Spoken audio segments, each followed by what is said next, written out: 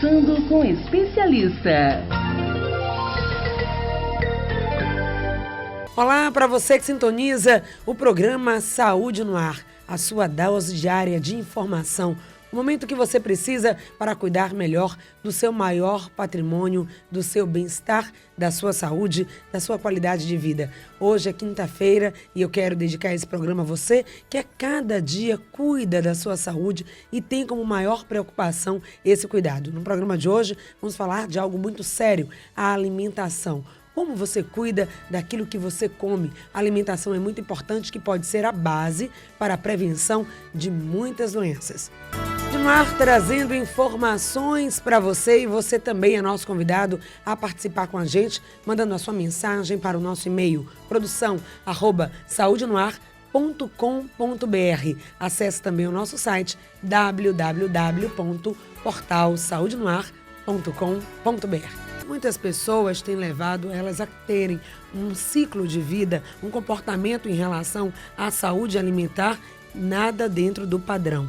Comer significa cuidar também da sua saúde. E o atual estilo de vida da maioria das pessoas se resume em uma rotina intensa de atividades profissionais, necessitando de opções práticas para se alimentar.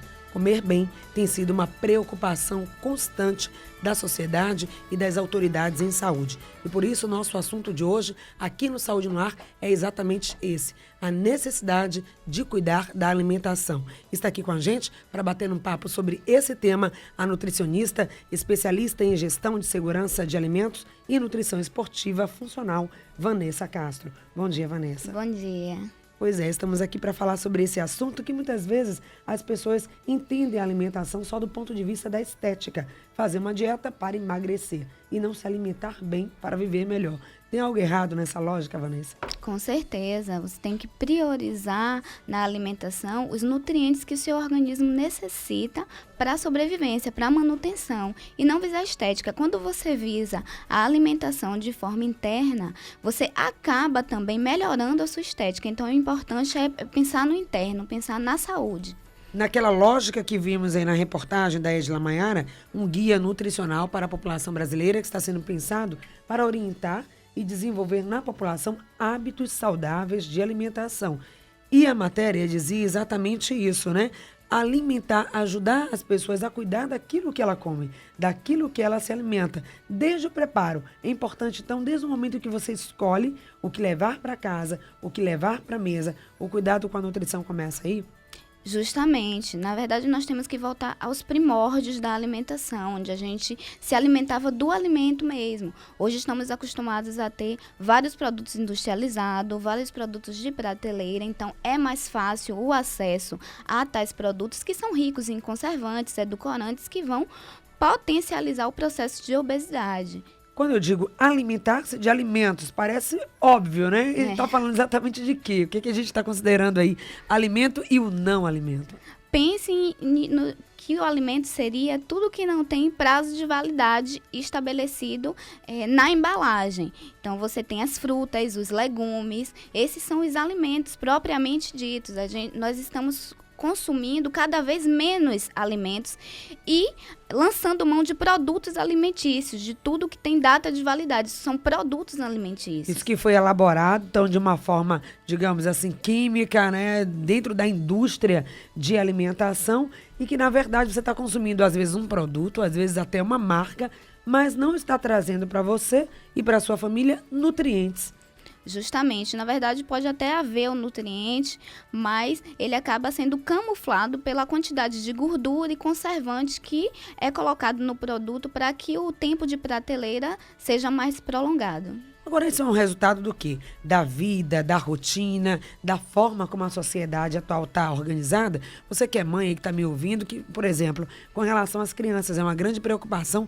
O que a criança está se alimentando? Hoje em dia é tudo muito prático, até porque a vida é muito corrida. Então tá lá na lancheira da criança, o suco pronto, aquele produto artificial, porque comida in natura é bom, aquela comida que você compra e prepara, né? Natural, é bom, é saudável, mas dá trabalho. Então, às vezes, é muito mais fácil, mais prático você comprar algo pronto. Com certeza, hoje em dia a vida está muito corrida, as mulheres estão saindo de casa para trabalhar e isso acarreta essa dificuldade no preparo do dia a dia da alimentação saudável. A gente acaba tendo que lançar mão desses produtos mesmo, produtos prontos, mas é possível escolher alguns produtos prontos que não acarrete tanto malefício à saúde que venha a causar o desenvolvimento da obesidade. Hoje no programa Saúde no Ar, nós queremos falar justamente sobre isso, sobre o cuidado com a alimentação, que vai desde o preparo, desde a escolha daquele produto que você vai levar para casa. Como escolher? É uma questão de opção. É você o grande responsável pela sua saúde. Então, carne branca, carne vermelha, produtos com mais ou menos gordura, mais ou menos açúcar, é a sua opção de vida. É você que está levando essa alimentação para sua casa.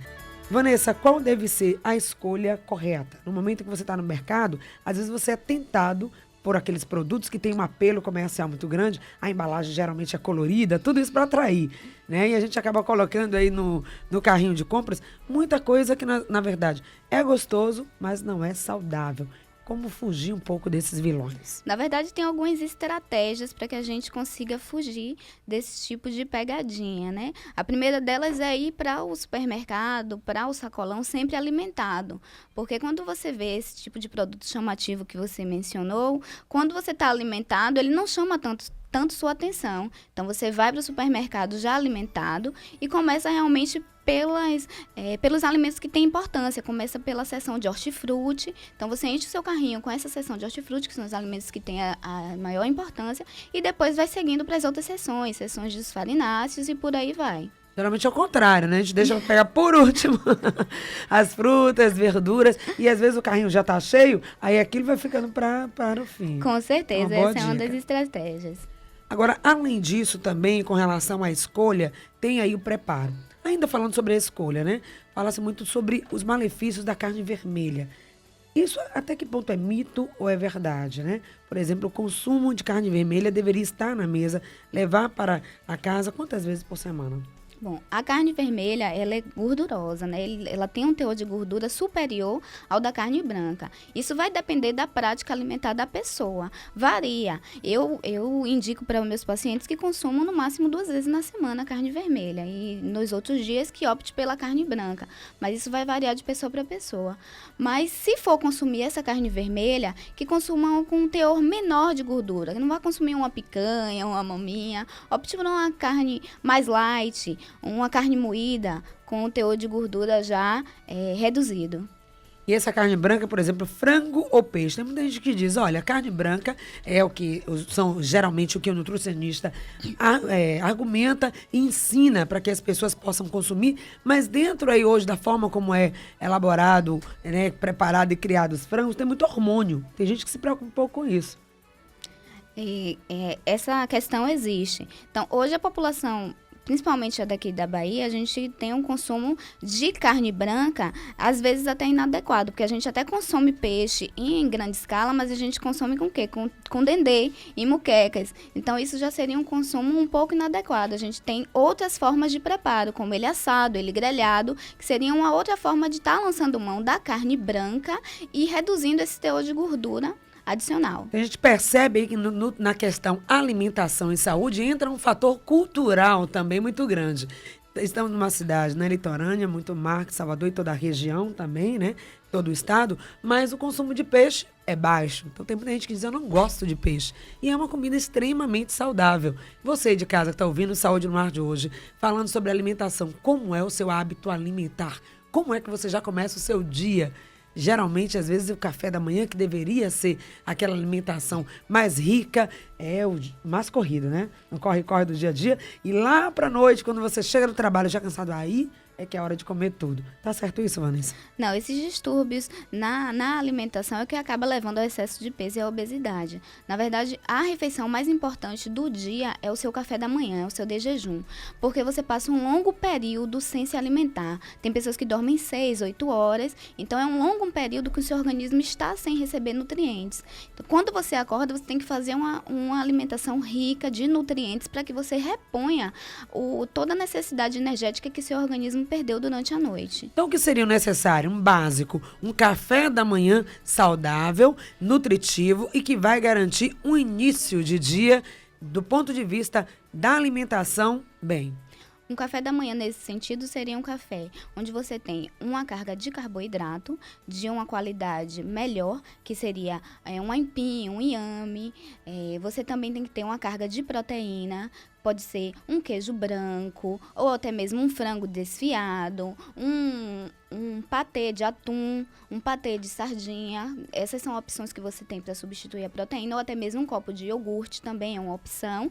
E você também ter a fruta, pode ser no suco ou consumir a própria fruta. Então, você precisa desses 3 nutrientes para que você tenha um café da manhã bem elaborado. Sem esquecer da água também, que a gente passa a noite toda sem beber água. Quando chega de manhã, nosso organismo necessita dessa água, a gente tem que beber água pela manhã.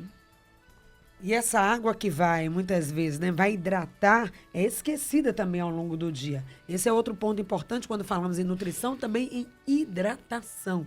Quantos litros, o que vocês, os nutricionistas, geralmente os especialistas recomendam? Há controvérsias, tem gente que fala em 2 litros, 3 litros, qual seria o ideal? O ideal são 2 litros de água, mas isso vai depender de cada pessoa. Tem pessoas mais baixas, pessoas mais altas e esse valor vai variando, mas a média são 2 litros de água por dia. Que é uma diferença muito grande entre comer e se alimentar. E a Vanessa vai falar pra gente a diferença dessas 2 coisas.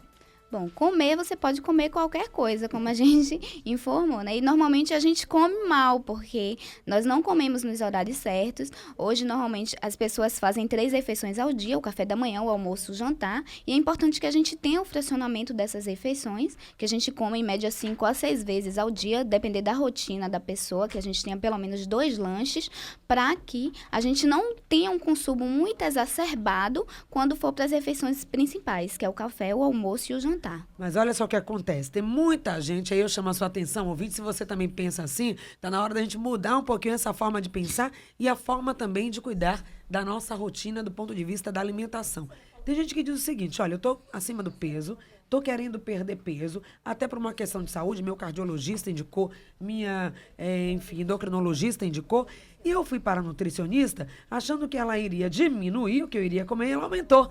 Colocou um lanche 10 horas, um lanche 3 horas, colocou também algo depois do jantar e aumentou. Eu vou comer mais, então eu não vou engordar. Eu que não vou comer toda hora, eu vou até tirar uma refeição, vou deixar de almoçar porque assim eu vou perder peso. Tem gente que pensa assim. Isso, muitas pessoas pensam dessa forma. Na verdade, o que é que acontece? Nosso organismo, ele não tem capacidade de armazenar o carboidrato. E para que a gente faça as atividades do dia a dia, a gente precisa da glicose e ela vem primordialmente do carboidrato. Então, como a gente não tem capacidade de armazenar... Que aí seria pão, biscoito, né? Justamente, não somente isso, esses seriam carboidratos que não são tão saudáveis.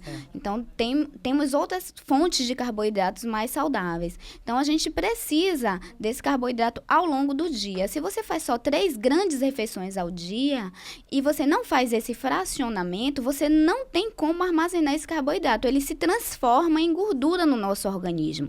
Daí acontece o excesso de peso. Então, por isso que é importante que a gente fracione a alimentação. Então, reduz um pouquinho a quantidade no almoço para que haja o lanche, reduz um pouquinho a quantidade no café e na janta também, para que haja esses lanches intermediários que o nosso organismo possa aproveitar de forma benéfica. Agora, essa dieta também vai variar de pessoa para pessoa ou não? Ou seria um padrão? Qual seria um padrão básico? Daqui a pouquinho aproveita para anotar aqui essa dica de hoje no nosso programa falando sobre nutrição, porque a gente sabe da dificuldade. Muitas vezes é difícil você ter acesso a um nutricionista. Os serviços públicos de saúde oferecem, mas muitas vezes tem que ter uma indicação até no plano de saúde. Às vezes ocorre isso, né? Você tem que ter um pedido de algum especialista para que você passe para um nutricionista. Então, fica atento aqui ao programa de hoje. Daqui a pouquinho a Vanessa vai falar o que seria uma dieta básica. Claro que o ideal é você procurar um profissional, porque cada caso é um caso. Falando sobre a interferência do estado emocional nessa questão do equilíbrio, né? Também da alimentação e também para o colesterol. Pronto.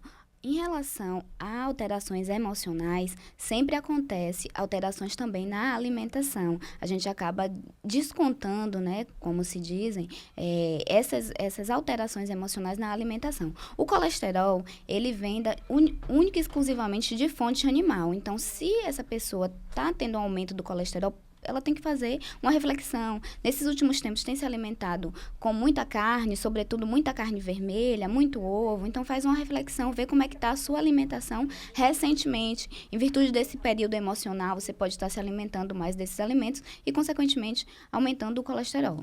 Há uma relação direta, né, Vanessa? Você começou a falar um pouco sobre isso, dessa compensação. Às vezes você está com uma perda emocional, está muito estressada, perdeu o emprego, está ansioso, está ansiosa, está passando por uma crise, aí desconta, né, como a Vanessa colocou, na comida. Aí come, vou comer mesmo chocolate, vou comer doce, estou precisando comer uma torta, estou precisando tomar um sorvete, estou precisando no final de semana. A gente coloca o pé na jaca e come tudo mesmo.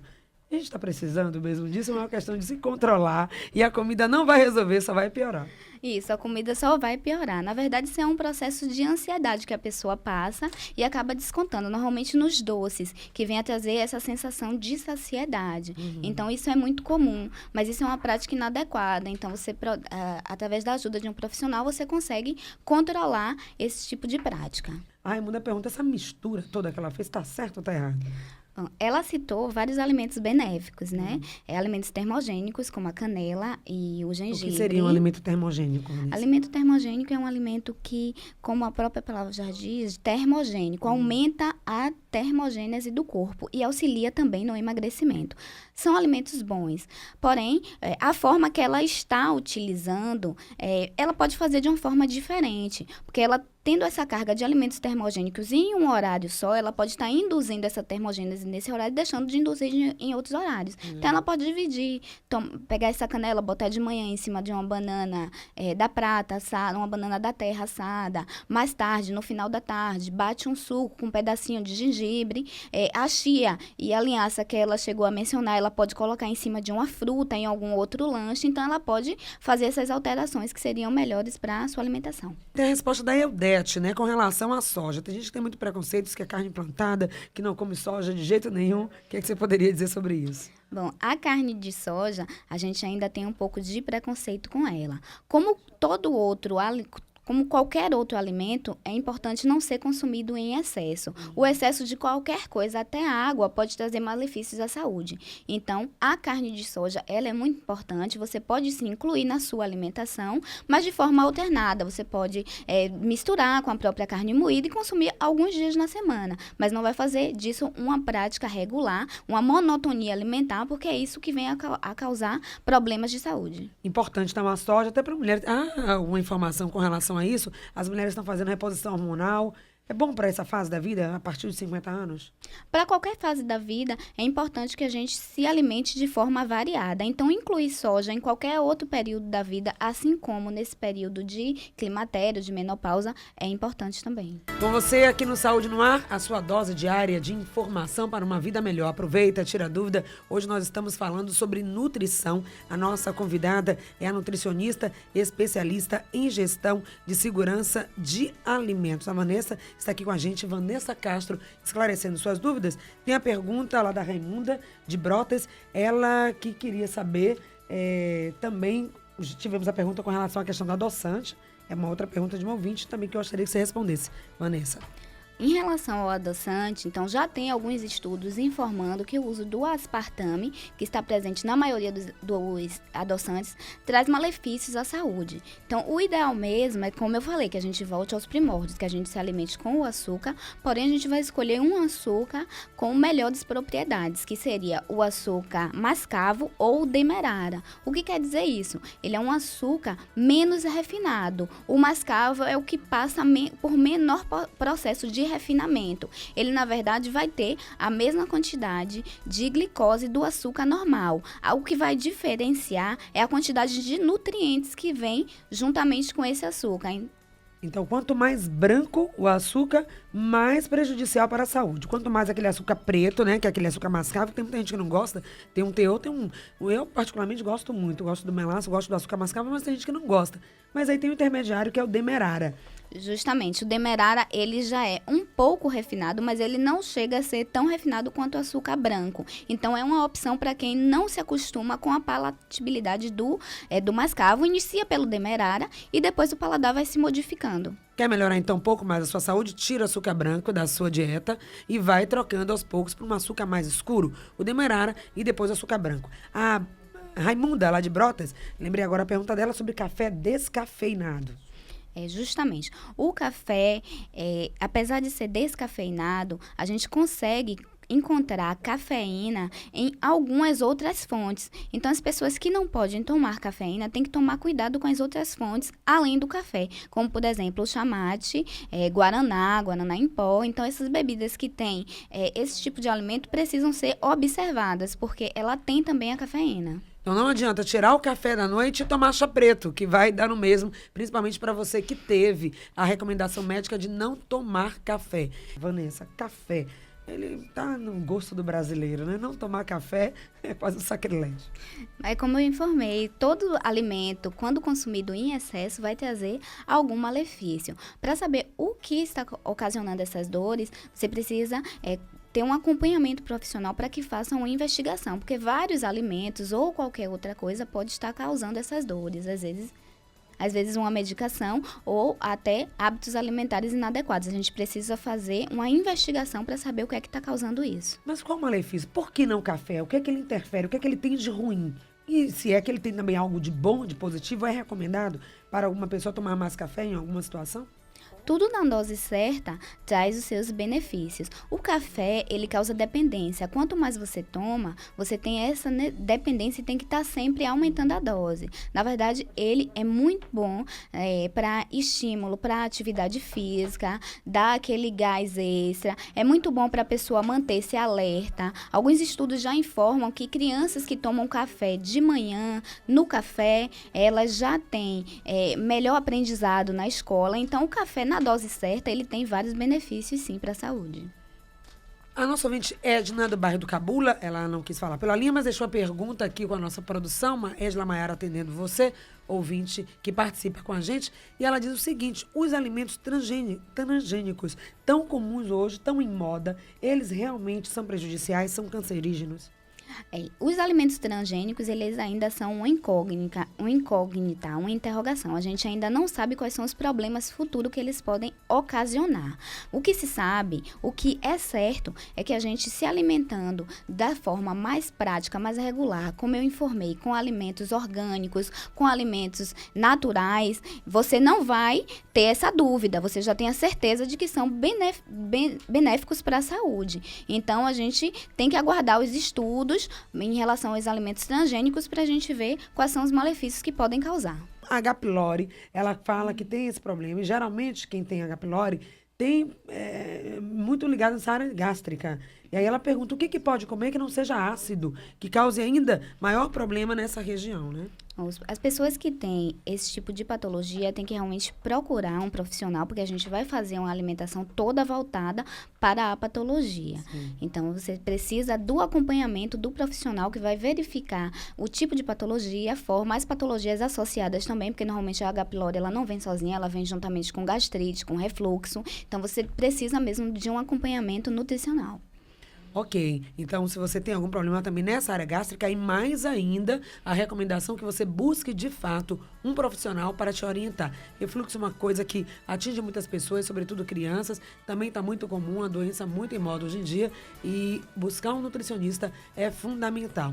Você também pode participar do Saúde no Ar através do nosso e-mail, que é o @produção portalsaudenoar.com.br, produção@portalsaudenoar.com.br, e do nosso e-mail vem a pergunta do Carlos Prazeres. Ele pergunta exatamente se há campanhas, Vanessa, estímulo para que o governo, não adianta a gente falar, segundo o Carlos Prazeres, da alimentação saudável, do estímulo à alimentação in natura, alimentação natural, frutas e verduras, quando há um assédio muito grande de produtos industrializados principalmente para a criança. Há como frear? A Sociedade Brasileira Baiana de Nutrição tem algum trabalho, alguma ação nesse sentido? Vocês, nutricionistas, também ajudam nessa forma de conscientização das pessoas? Com certeza, o nutricionista ele está sempre em campanhas de conscientização em relação aos alimentos industrializados, sobretudo para a criança, buscando essa ideia de alimentos in natura, alimentos saudáveis para a refeição das crianças, sobretudo. Na verdade, o que está bastante associado também à obesidade, que estudos vêm mostrando, inicia pela amamentação. Então, uma criança que não foi amamentada, que já iniciou com produtos industrializados desde a sua primeira infância, então essa criança está mais propensa a desenvolver obesidade. Então, é importante que a gente busque alimentos mais saudáveis. A nossa alimentação ela é responsabilidade nossa. A gente também não pode deixar muito na mão do governo. A gente que tem que buscar alimentos que sejam melhores para a nossa saúde. Café volta mais uma vez aqui ao nosso tema falando sobre nutrição. Café da insônia e cevada realmente substitui bem o café? Olha, o café é um tema recorrente, né? Como você falou, o brasileiro adora o café. Então, na verdade, ele provoca, assim, a insônia, como eu informei, dentro de outros benefícios que ele pode causar. A insônia é um dos malefícios causados pelo café. Mas algumas pessoas tomam e não chegam a ter insônia, porque já precisa de uma quantidade maior para que venha provocar a insônia. Então, tem essa variação também. A participação da nossa ouvinte, o depoimento dela é muito importante. Eu gosto muito quando eu escuto essas falas, porque é uma oportunidade para a gente ir desmistificando e até educando a população. Ela disse que quer trazer a carne branca, peixe, frango, para a dieta, para a alimentação da família, mas encontra resistência, principalmente dos filhos, dos mais jovens, e diz que carne branca não tem sangue, não vai dar sustância. Tem gente que fala assim, para que comer essa carne? Comida de hospital, de doente, e é o que a gente acaba ouvindo. E, na verdade, está abrindo mão de comer algo mais saudável, Vanessa. Com certeza, é uma questão cultural, né? É como eu informei também mais cedo. Você tem que fazer uma variação alimentar. Então, a gente consegue encontrar nutrientes bem positivos na carne vermelha, em detrimento da gordura, das coisas negativas que tem. E você também consegue encontrar outros nutrientes também benéficos na carne branca, na carne de peixe. Então, o importante é que haja um equilíbrio, que a gente saia dessa monotonia alimentar. Quando a gente faz essa variação, que não coma todo dia carne vermelha, que inclua pelo menos, que não seja a maior parte da semana carne branca, mas que pelo menos 2 dias você já comece a fazer essa introdução, você consegue ter uma melhora na sua alimentação e, consequentemente, na sua vida. O que é importante a gente saber, gente, claro que comer, quem não gosta de comer, é um prazer, todo mundo gosta de comer, comer bem, comer, e geralmente aquilo que é mais gostoso é o menos saudável, né? Tem mais gordura, tem mais açúcar, mas o importante é saber que aquele prazer que você está tendo, ter aquele churrasco no final de semana e comer aquela carne, que consequências isso está trazendo para a sua vida? O que é melhor a longo prazo? Preservar a sua saúde em momentos de prazer por uma vida longa, mais saudável. Pense nisso e faça a sua escolha. E o Saúde no Ar está aqui para te ajudar a adquirir hábitos saudáveis. Café com leite. Primeiro vamos saber como é que está esse leite aí. Pãozinho sempre. Tem muitas, apesar de termos, estávamos falando aqui durante o intervalo, que tem muita coisa de raiz na nossa cultura, mas as pessoas não abrem mão do pão. Vanessa. Com certeza. Para verificar se o seu café da manhã está correto, a gente precisa ver todo o seu plano alimentar diário, porque, na verdade, a sua alimentação do dia, ela tem que estar em equilíbrio. Então, se a gente olhar somente para o café da manhã e não ver o resto da sua alimentação, pode ser que as outras refeições do dia estejam deficientes. Esse seu café da manhã, o cafezinho com leite, como eu informei, o café de manhã é importante para manter a gente alerta durante o dia. Em relação ao leite, tem a questão da proteína, que na quantidade certa também é benéfico. Agora, em relação a esse pão todo dia ou pão diariamente, cai naquele quesito que eu informei, da monotonia alimentar. Então, você precisa de alguns outros nutrientes que você encontra em outros alimentos, como você acabou de falar também das raízes, que a gente aqui no Nordeste é muito rico em raízes, aipim, o inhame. A gente pode estar fazendo essa introdução durante a semana no café da manhã para variar e ter outros nutrientes. O cuscuz também, que é muito comum aqui no Nordeste, a gente também pode estar fazendo essa inclusão. Com relação ao leite, o leite desnatado é mais indicado, Vanessa, a maioria das pessoas? Depende do caso. O leite desnatado, ele tem um teor inferior de gordura. Então, para pessoas que estão querendo buscar aí a perda de peso, né, o equilíbrio, a manutenção do peso, é importante que opte por essa escolha de leite. Berinjela aparecendo aqui no nosso programa como pergunta, como é que ela pode ser consumida? A água de berinjela, algumas pessoas fazem uso para baixar o colesterol.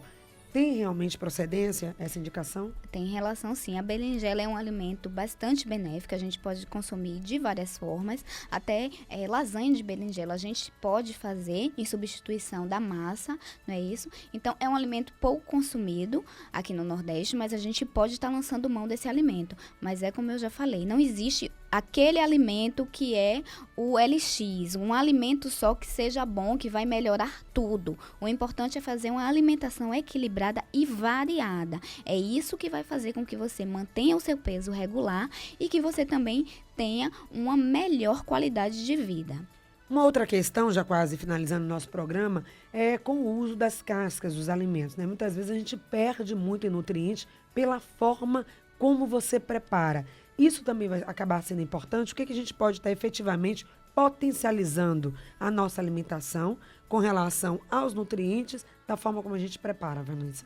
Vários alimentos têm nutrientes nas cascas. As frutas, por exemplo, como a maçã, a casca da maçã, ela é rica em fibras. Então, quando você come a maçã sem a casca, você está impedindo o seu organismo de se beneficiar das fibras que tem na casca da maçã. E vários outros alimentos têm esses benefícios. Então, aí os nutricionistas, eles passam estratégias para que você esteja consumindo essa casca de maneira benéfica para a sua alimentação. Você pode estar aproveitando no suco, né, as cascas das verduras, também para fazer sopa, enfim, caldos. É muito importante que você aproveite e não abra mão desse nutriente. Verduras, hortaliças também, elas são importantes para a alimentação? As verduras e as hortaliças vêm para aquele âmbito que eu disse no início da entrevista,